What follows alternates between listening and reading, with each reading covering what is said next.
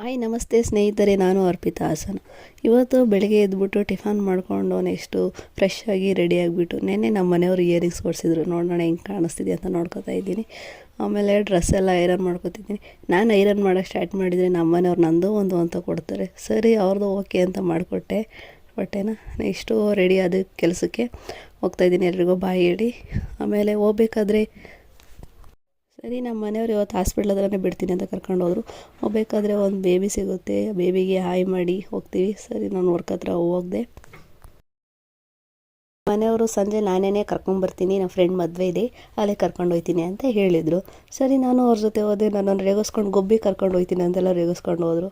ಸರಿ ಅಲ್ಲಿ ಹೋದು ಊಟ ಎಲ್ಲ ಚೆನ್ನಾಗಿತ್ತು. ಊಟ ಮಾಡ್ಕೊಂಡು ನೆಕ್ಸ್ಟು ಸ್ನ್ಯಾಕ್ಸ್ ಅಂತೂ ನಾನು ಜಾಸ್ತಿ ತಿಂದುಬಿಟ್ಟೆ. ನಮ್ಮ ಮನೆಯವರು ತಿಂದರು, ಅದಕ್ಕಿಂತ ನಾನೇ ಜಾಸ್ತಿ ಸ್ನ್ಯಾಕ್ಸ್ ತಿಂದೆ.